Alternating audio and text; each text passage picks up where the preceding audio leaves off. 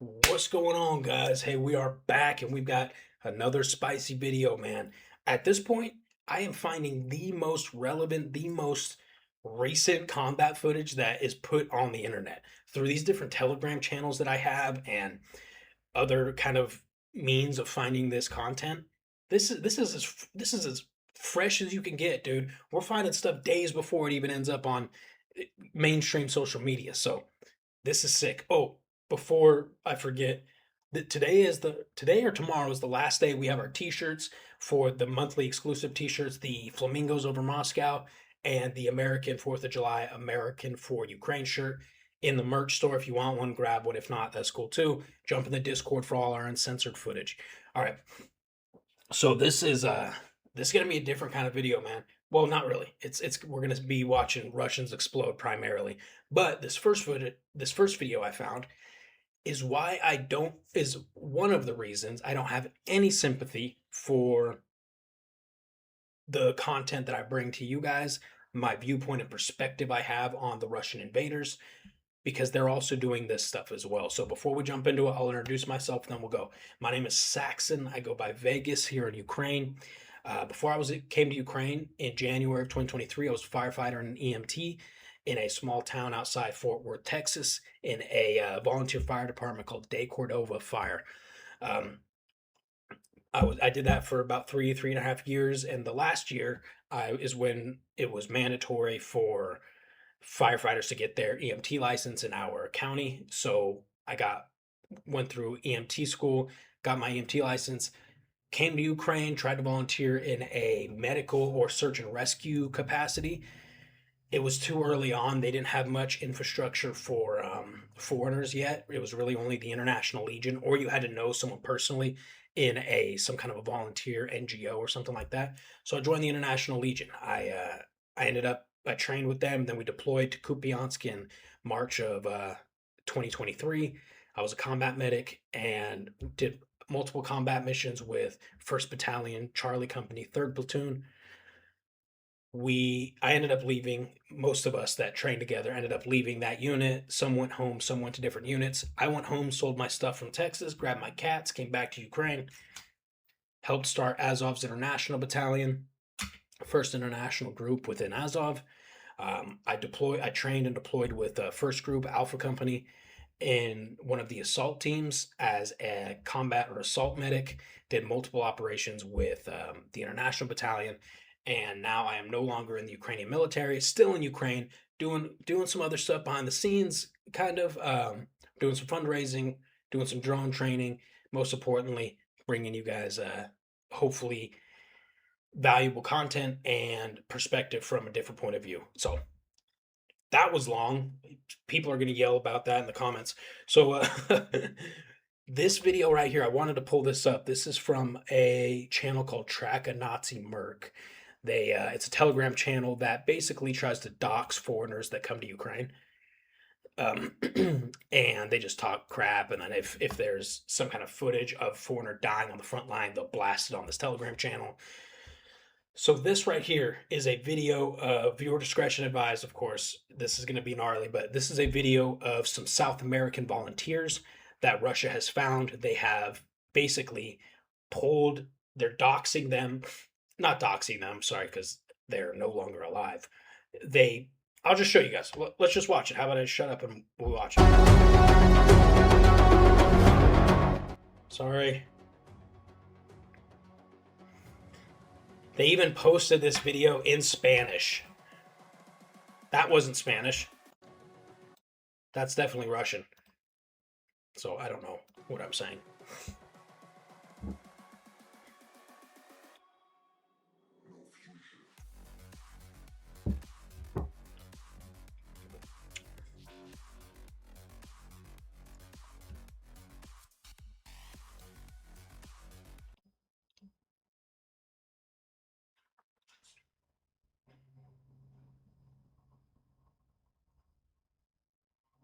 So we very rarely um, show Russian combat footage on this channel. This I thought was important, and Again, this is gnarly. We'll have all the uncensored stuff on the Discord for our members. The point I wanted to make here is this video is showing this is a captured South American volunteer showing his text messages.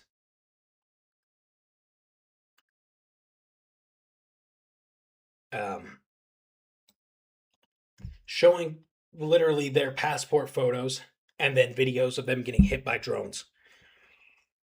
So when people come into the channel, and it doesn't happen very often these days, but sometimes there is, and people are like, how can you laugh about this footage when we're watching, Russians explode?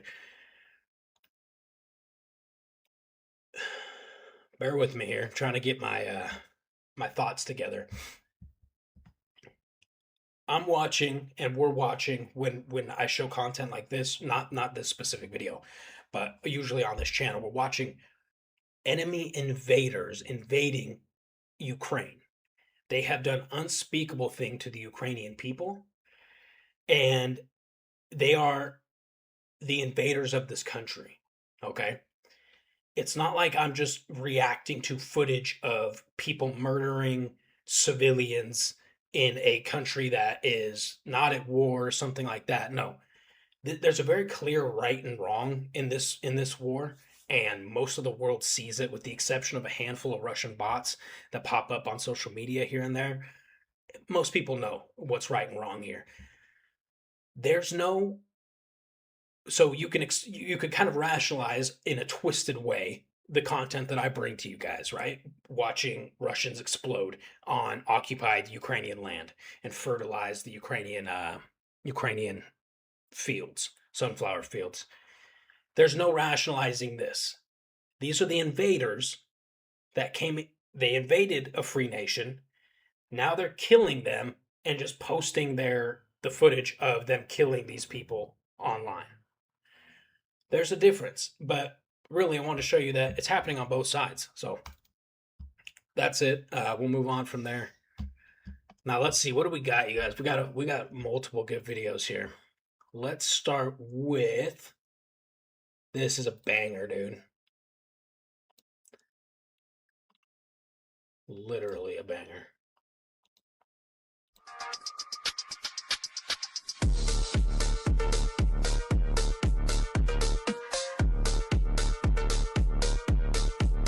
Whoa. Ooh. Dude, it looks like a mini nuke. So this is obviously where the Russians were keeping some kind of munition stash or cache or cache. You could see down here there's boxes of explosives and stuff, but holy shit, this is one of the biggest explosions I've seen out of all the footage that we've watched out of the Ukraine war.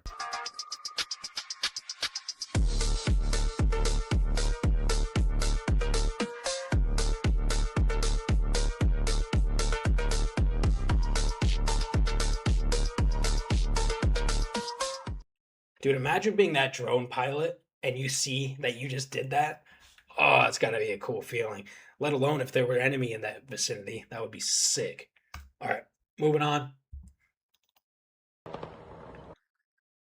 These are Ukrainian drones over Russia.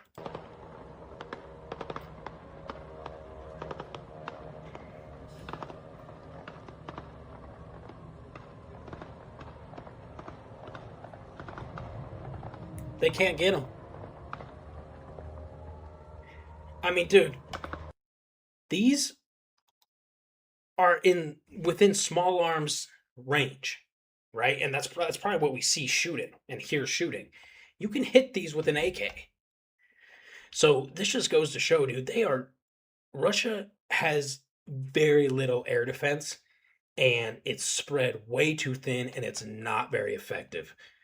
I will show you a video of some Russian air defense, though, that I thought was pretty interesting. Which one was it? This one. Look at this, dude. They basically, like, cage these guys in. 8-й, 7-й, да, принял. Their whole job is to shoot drones.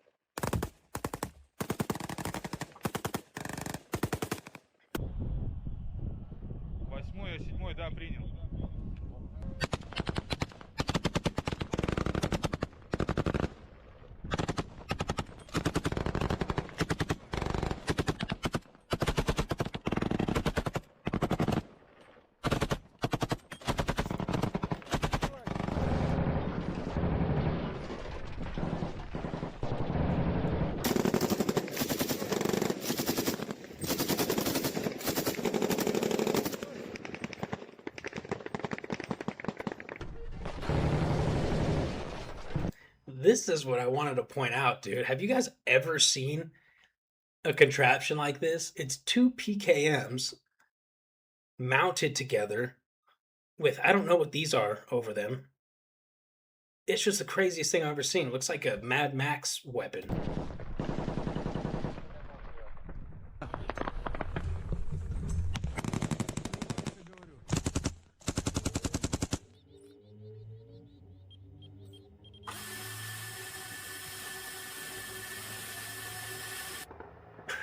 What?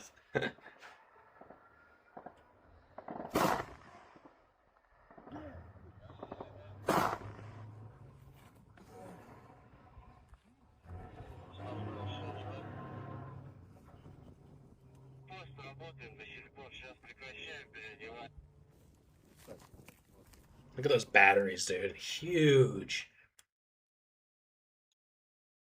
Also, I wanted to point this out. What is this going to do? This netting going to do? If an FPV is flying in here or one of these other fixed wing drones, Molnia style drone or Lancet, this is it's the most silly thing I've ever seen. It's like, dude, this dude is absolutely dead. All right, just found that pretty interesting. These are Russia's air defense teams. This is a hit inside of this is a Russian dugout.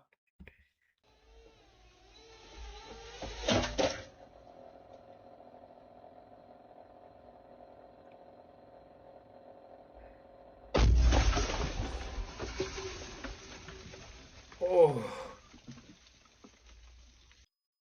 dude. That is like a horror movie. You can hear it crash.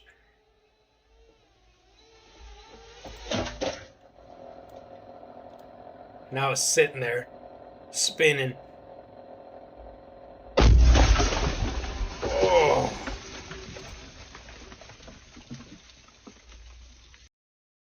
And I'll tell you one thing, man. Having been in bunkers like this, well, worse bunkers than this is actually a pretty nice one. And having FPVs or artillery go off right there, that'll scramble your egg a bit. All right, where are we at? Those are U.S. airstrikes. We'll watch that in a minute. Here's another one. This is a Ukrainian JDAM, which I didn't even know was a thing.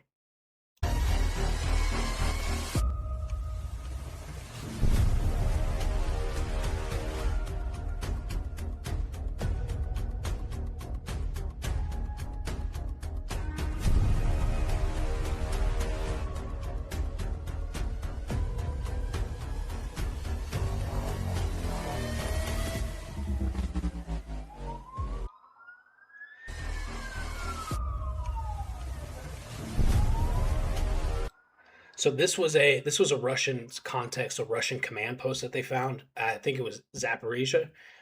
Um, all of this footage that I find, at least on this video, happened within like the last day to 1 to 3 days. But I'd never seen a Ukrainian JDAM. Usually we see these cab glide bombs from both Russian and Ukrainian side. These big old fat glide bombs that basically just scoot across the sky on these fixed wings, and they pack a punch. But this one's crazy. Oh yeah, this is just. These are the thermal cloaks.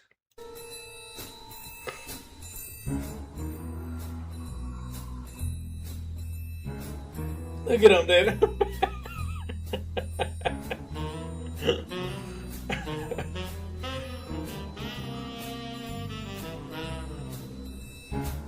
Oh my god.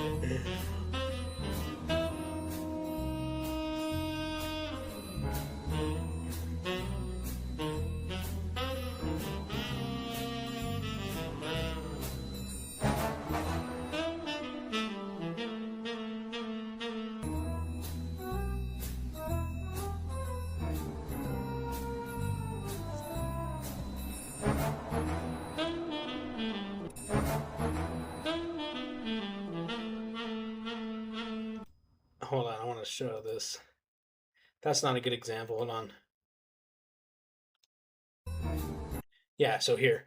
So these thermal cloaks, dude, we carried some too. They they work to an extent, right? The idea is when the enemy has these surveillance drones, they're Mavics or Orlan style long range surveillance, and they're panning around tree lines and they're looking for stuff. The goal is that it's just not as easy to see you, right? So you can see here, down here, this brighter part is obviously the part that the cloak is not covering. It's much easier to see than the part that the cloak is covering right here. The part that the cloak is covering matches a lot of the background, right? So it does work to an extent, but it's not an end all be all. It doesn't make you invisible like a lot of these Russians think, where a drone will be coming in, they'll just freeze.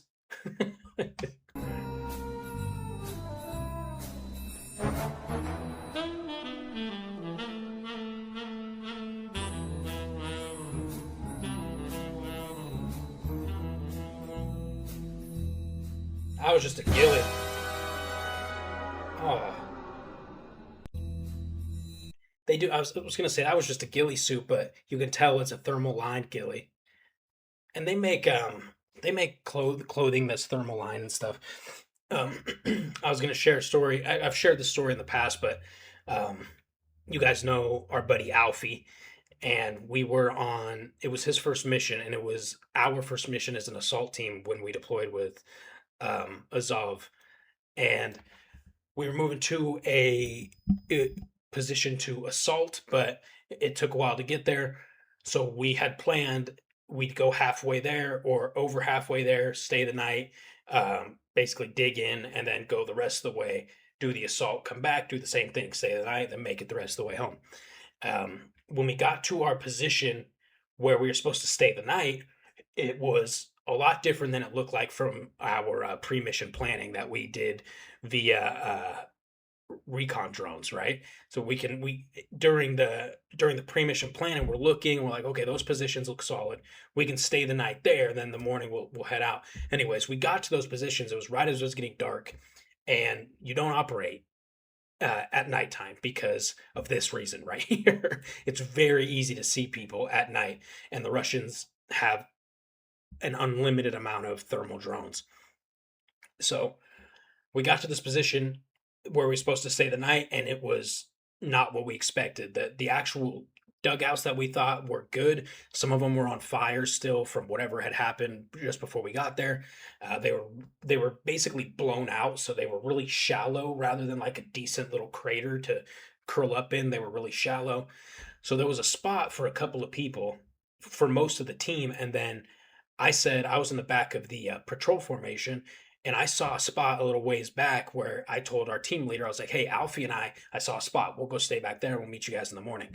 So I took Alfie and we went back to the spot where I saw, and it was this bush that had kind of grown over into a dome almost. And I specifically remembered it because I was thinking, in case of emergency, that might be a decent place to stay. And I'm glad I did. So we went back over there. I didn't know at the time because it was getting dark. It was a thorn bush. So we crawled into this thing. We're just getting torn up. And we crawled in, and the whole time there is drones going over the tree line that we were in the whole night, man. You could hear vampire style drones, big ones, Baba Yagas. You could hear small ones, FPVs. So we didn't have a thermal cloak on us, but I knew that we had thermal blankets, mylar blankets in our IFAKs. And your IFAK is your individual first aid kit. You have a space blanket, or those reflective blankets that you get that help retain body heat. So I knew we could use that in case of an emergency. So I pulled one of those out, and we basically hung it over this dome bush that we were underneath. And it must have helped a little bit, or we just got extremely lucky because we survived the night. But like I said, all night drones were coming over us, and I think that saved us because even though it's reflective, a thermal drone, you're not looking at a thermal drone can't see shine or reflection, right? It's just looking for heat signatures, and that must have kept the heat off of us, or heat signature down enough that they didn't see us or didn't think it was worth bombing us.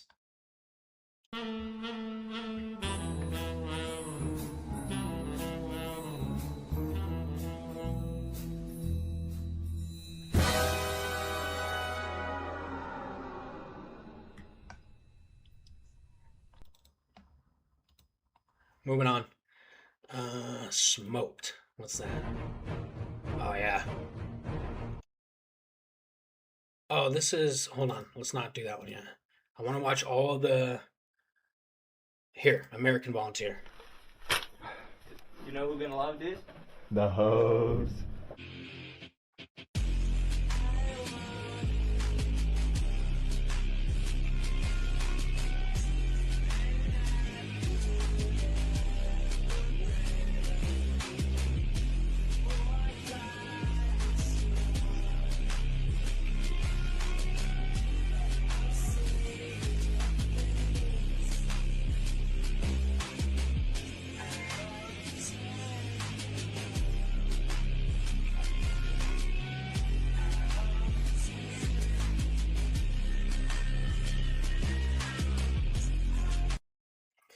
So this was an American Volunteer.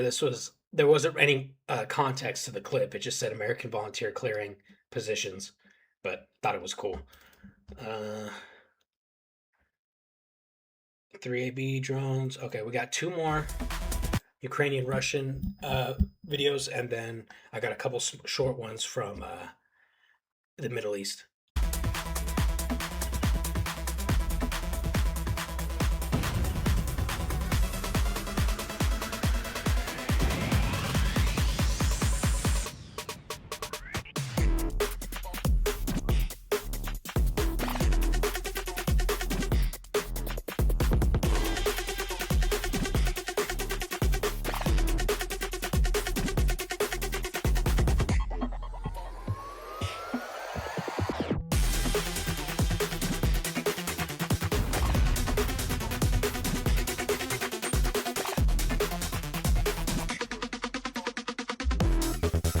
Shit.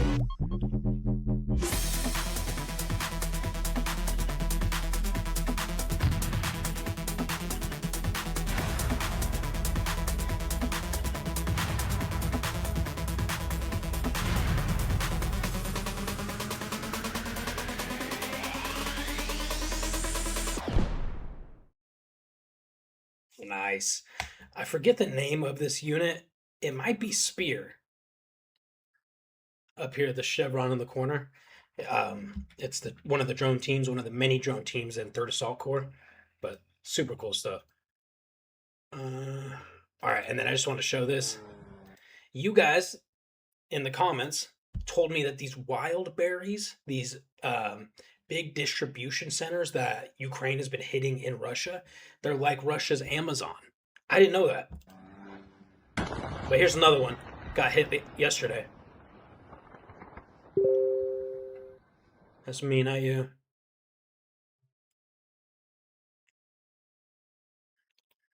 Moving on. All right, and we got. Oh no, hold on. We gotta watch this one. This is Special Forces capturing Russians.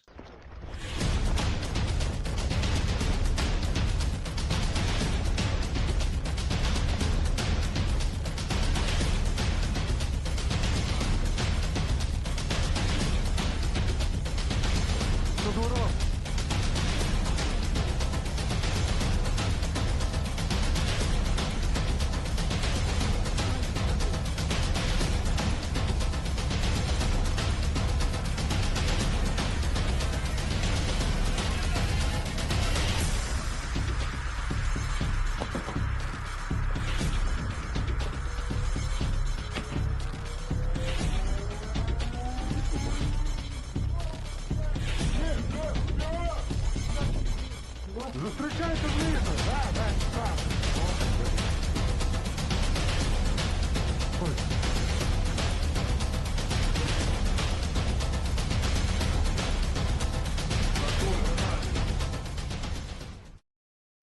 Pretty cool. Not a ton of context on that one, but obviously we see lots of Russians captured right here. All right. Now we've got. This was posted yesterday or today, and it says IDF assassination. The name of this guy was on the video, but I didn't know who he was.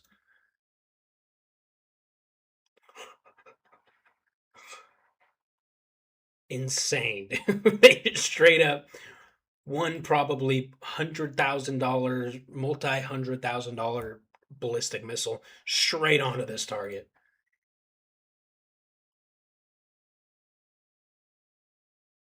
Just evaporated. Dude, you would, I mean, you'd have no idea. You would just be into the nether realm at that point. You wouldn't even hear that thing. I've heard ballistic missiles coming in, man. You have very short, like literally milliseconds to respond.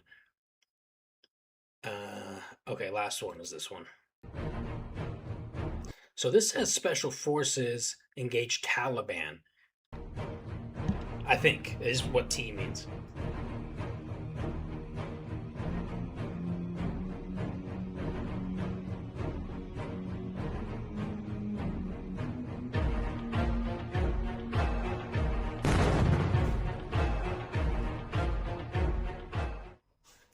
I just thought that was cool.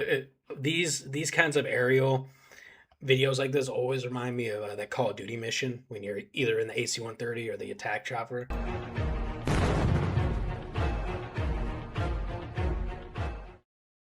Crazy. All right, I know this one ran a little bit longer, guys, but I know y'all enjoy this type of content just like I do. So please like, share, subscribe, and that's it. I won't drag it out. I love you guys. We'll see you in the next one.